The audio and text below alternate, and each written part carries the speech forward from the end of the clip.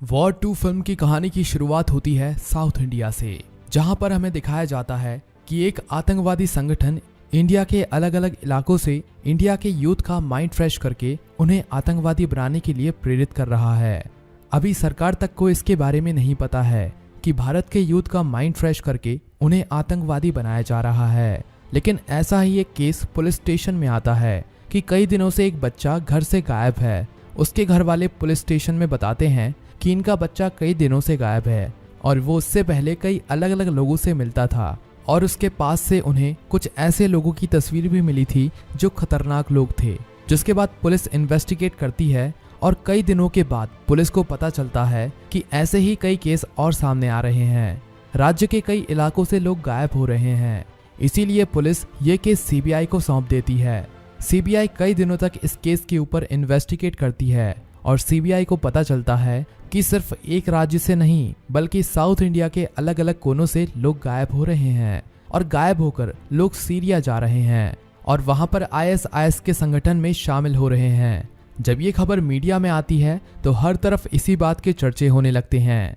सरकार को भी टेंशन होने लगी है कि इसी तरह से लोग गायब होने लगे और देश के खिलाफ ही आतंकवादी बनने लगे तो देश को आने वाले समय में बहुत बड़ा खतरा हो सकता है। दूसरी तरफ हमारे रॉ के हेडक्वार्टर में दिखाया जाता है कि रॉ अपने एक एजेंट को किसी केस के ऊपर इन्वेस्टिगेट करने के लिए भेजती है। रॉ एक ऐसे एजेंट को चुनती है जो साउथ से ही था। इस एजेंट का नाम है रोहित और फिल्म में रोहित का रोल जूनियर एनटीआर निभा रहे हैं। रोहित साउथ में जाकर जहां पर लोग गायब हो रहे थे वहां पर इन्वेस्टिगेट करना शुरू कर देता है। रोहित उन्हीं लोगों के बीच में रहकर उन लोगों के ऊपर इन्वेस्टिगेट करना शुरू कर देता है और इस बारे में पता लगाना शुरू कर देता है कि लोगों को इंडिया से ले जाकर किस संगठन में शामिल करवाया जा रहा है और इन सब के लिए इन लोगों के पास फंडिंग कहां से आ रही है और इंडिया में इन सब का मास्टरमाइंड कौन है। कई दिनों तक छानबीन करने के बाद रोहित को पता चलता है कि इन आतंकवादियों की ये फंडिंग पाकिस्तान से और दूसरे देशों से आ रही है और यहाँ से लोग गायब होकर सीरिया जा रहे हैं और वहां से वो आईएसआईएस के संगठन में शामिल हो रहे हैं। वहां पर इन सभी को ट्रेनिंग दी जा रही है और वहां से इन्हें दुनिया के कोने कोने में भेजकर आतंकवाद को बढ़ाया जा रहा है।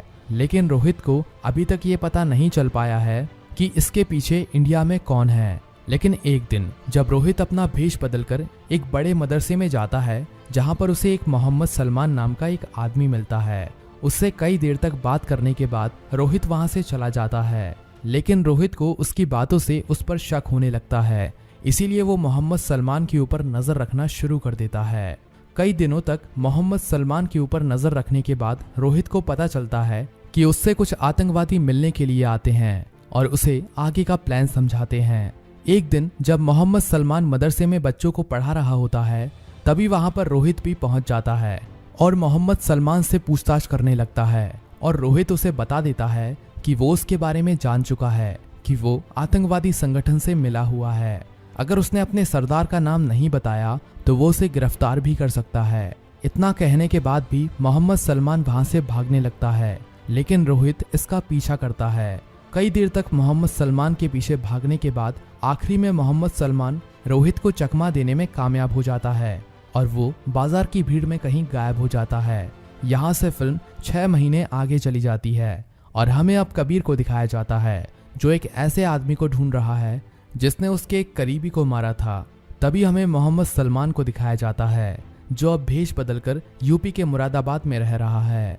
कबीर मोहम्मद सलमान को ढूंढ रहा है और अब मोहम्मद सलमान कबीर और रोहित दोनों से बचकर भाग रहा है। रोहित को भी अब खबर मिल जाती है कि मोहम्मद सलमान यूपी में छुपा बैठा है, इसीलिए रोहित उसका पीछा करते करते इतने लंबे समय के बाद अब यूपी आ जाता है और मोहम्मद सलमान को ढूंढने लगता है। तभी कबीर को मोहम्मद सलमान के बारे में पता चल जाता है कि वो एक मस्जिद में अपना एक मौलाना बना चुका है और रोहित को भी उस बारे में पता चल जाता है। जिसके बाद कबीर मोहम्मद सलमान से मिलने के लिए उस मस्जिद में जाता है और कंफर्म करता है कि वो मोहम्मद सलमान ही है। जिसके बाद कबीर उसकी मस्जिद से बाहर निकलने का इंतजार करने लगता है और मोहम्मद सलमान के बाहर निकलते ही कबीर उसे मार देता है। दूसरी तरफ मोहम्मद सलमान को जब कबीर ने मारा रोहित भी वहीं पर खड़ा था और वो कबीर को नहीं जानता था कि वो भी एक पहले एजेंट ही था। इसीलिए रोहित सोचता है कि किसी को खबर लग गई थी कि मोहम्मद सलमान के बारे में पुलिस को पता चल चुका है, इसीलिए किसी ने उसका मर्डर करवा दिया। इसीलिए अब रोहित कबीर के पीछे चला जाता है और उसके ऊपर इन्वेस्टिगेट करने लगता है। रोहित सोच रहा था कि कबीर भी उन आतंकवादियों से मिला हुआ है, लेकिन कबीर ने तो अपनी पर्सनल दुश्मनी के लिए मोहम्मद सलमान को मारा था। रोहित कबीर का पीछा करते करते उसके ठिकाने पर पहुंच जाता है और कबीर को पकड़ने के लिए उस पर हमला कर देता है, लेकिन कबीर किसी तरह से वहां से भाग जाता है और रोहित भी उसके पीछे जाता है और एक जगह पर जाकर इन दोनों के बीच में भयंकर लड़ाई शुरू हो जाती है। आखिरी में इन दोनों की लड़ाई का कोई फैसला नहीं होता, जिसके बाद रोहित कबीर को बेहोश करके एक सुनसान जगह पर ले जाता है और अपने ऑफिसर को कबीर के बारे में बताता है। इसके बाद रोहित का ऑफिसर उसे बताता है कि कबीर कोई आतंकवादी नहीं है, वो भी पहले रॉ का एक एजेंट रह चुका है, लेकिन उसकी कुछ हरकतों की वजह से रॉ ने उसे नौकरी से निकाल दिया। लेकिन हमें पूरा विश्वास है कि कबीर कोई आतंकवादी नहीं है। कबीर के होश में आने के बाद वो ऑफिसर कबीर को बताता है कि ये रोहित है और ये रॉ का एजेंट है। जिस मोहम्मद सलमान को तुमने मारा है वो आतंकवादी संगठन से मिला हुआ था और रोहित कई महीनों से उसका पीछा कर रहा है। अब तुमने उसे मार दिया है, अब उस आतंकवादी संगठन तक हम नहीं पहुंच सकते, इसीलिए अब तुम्हें रोहित की मदद करनी है ताकि वो किसी तरह उस आतंकवादी संगठन तक पहुंच पाए और उसे खत्म कर पाए। कबीर को समझाने के बाद वो इस मिशन के लिए तैयार हो जाता है, लेकिन रोहित कहता है कि वो इस मिशन को अकेले भी पूरा कर सकता है, उसे किसी की जरूरत नहीं है। लेकिन ऑफिसर के समझाने के बाद रोहित और कबीर दोनों एक साथ काम करने के लिए मान जाते हैं। दूसरी तरफ हमें एक आतंकवादी रिजवान ई यासी को दिखाया जाता है। फिल्म में रिजवान ई यासी का रोल संजीव वत्स निभा रहे हैं। रिजवान ई यासी वो आतंकवादी है जो भारत के यूथ को आतंकवादी बनाने में तुला हुआ है और इसी के प्लान के मुताबिक लोगों को सीरिया ले जाकर उन्हें आतंकवादी बनाया जा रहा है।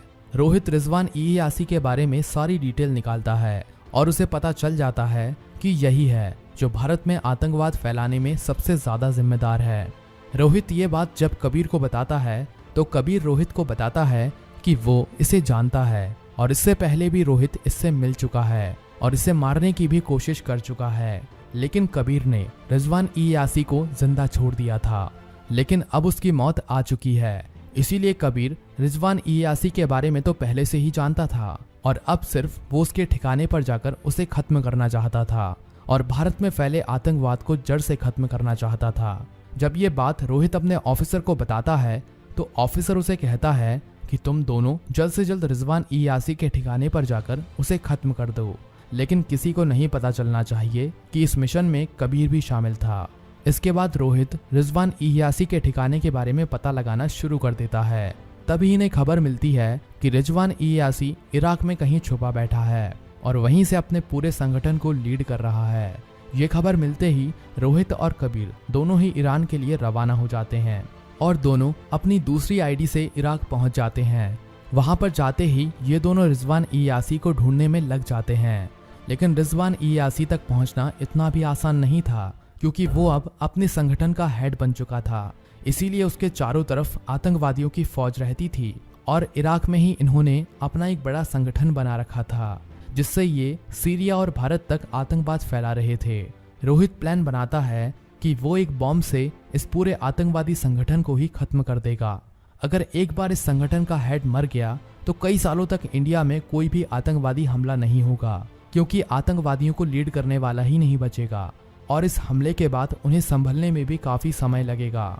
रोहित कबीर से कहता है कि हमें एक बॉम्ब की जरूरत है जिससे हम भेष बदलकर उनके संगठन में शामिल हो सकें और उनके पूरे संगठन को ही खत्म कर सकें। कबीर को बॉम्ब बनाना आता था, इसीलिए वो अगले दिन ही रोहित के लिए बॉम्ब बनाना शुरू कर देता है और रोहित भी भेष बदलकर उस संगठन में घुसने की पूरी तैयारी करने लगता है।